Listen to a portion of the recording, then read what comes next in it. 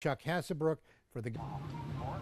Well, Rich, look at this big sign. It's from the Mega Saver here near 72nd and Harrison. An employee tells me about half an hour ago he saw this sign simply fall onto a car.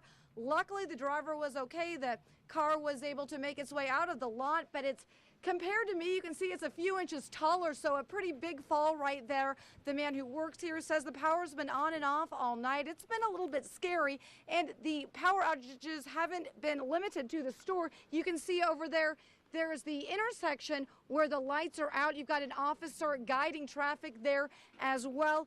Fortunately, the rain has died down a little bit, and we're not seeing just those rivers of water we were seeing earlier, but there is that flash flood watch and warning in effect for some locations. So certainly still a concern, but a frightening night for the man who works here at this Mega Saver, and hopefully things will calm down for the rest of his evening. And just lucky to see that no one was hurt tonight. Was the talk of the town today, Laura?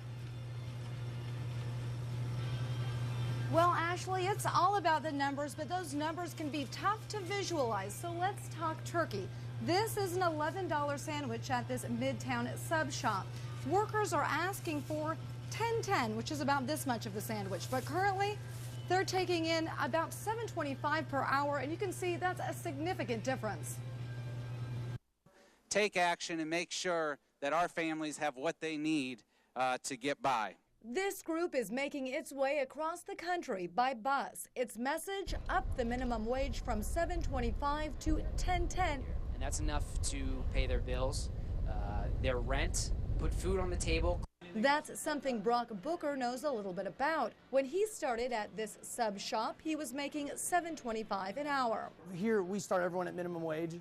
Now he's a manager and making more bread, which incidentally costs a little bit more than it used to. While you're doing food costs, as you know, are increasing every day. The gallon of milk is more than a gallon of gasoline right now. With beef and pork also priced higher lately, Booker says it's tough to keep sandwich prices low, and adding to the payroll could make it tough for profits to keep trickling in, while charging the current prices at least, which could alter.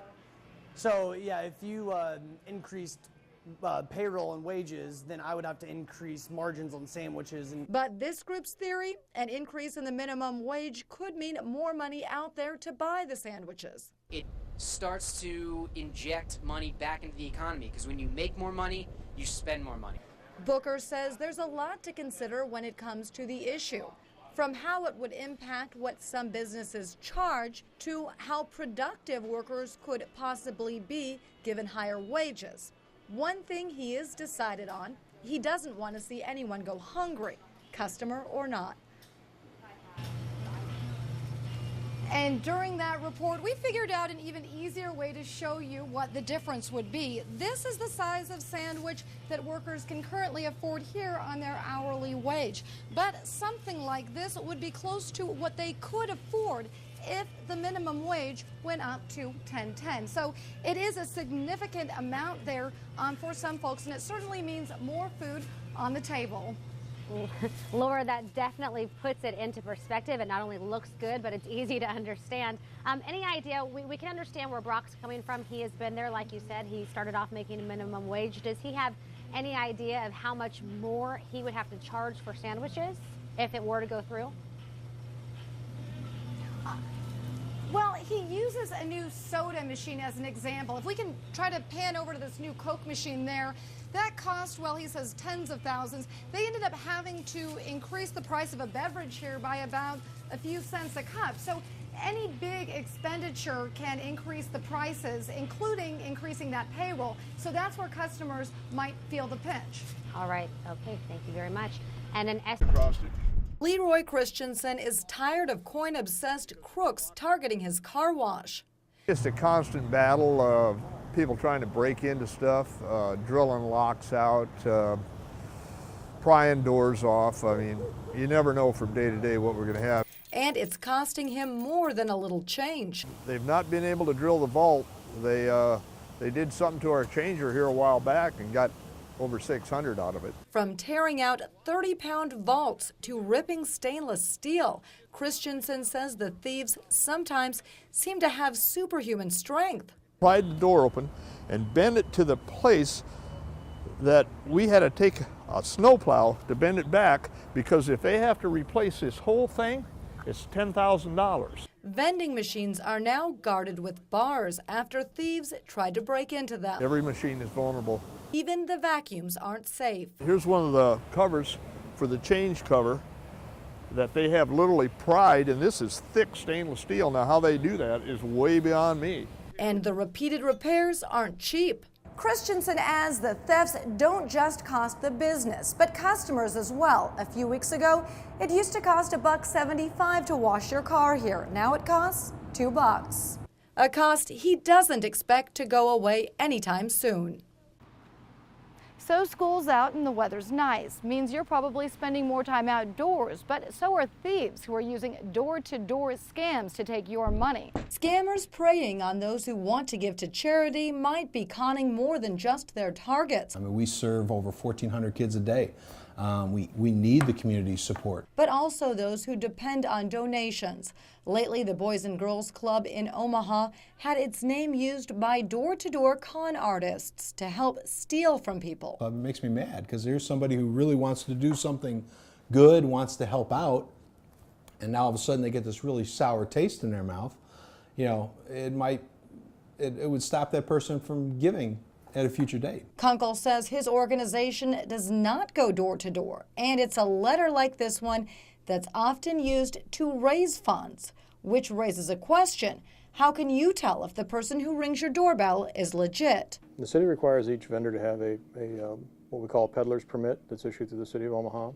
They may carry it in person, they may carry a copy of such. To get a permit, you must fill out this paperwork, but there is a loophole one crooks are exploiting. 501c corporation, they are exempt. A charity, in other words, are exempt from provisions of the ordinance. It also means charities don't have to display a city-issued ID tag, like this one required for vendors issued permits, making it tougher to spot door-to-door scammers. What we find from time to time is legitimate ones will come back or stay.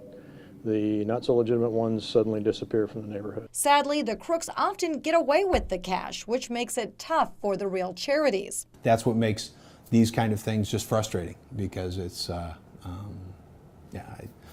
you don't want to discourage people from giving. So how can you tell if someone is legitimately representing a charitable organization? It can be tough, but Kunkel says the best thing you can do is simply to call the organization and get verification that they have sent someone out and that the person at your door actually works for them. Reporting from near 59th and Underwood, Laura Berry, Fox 42 News.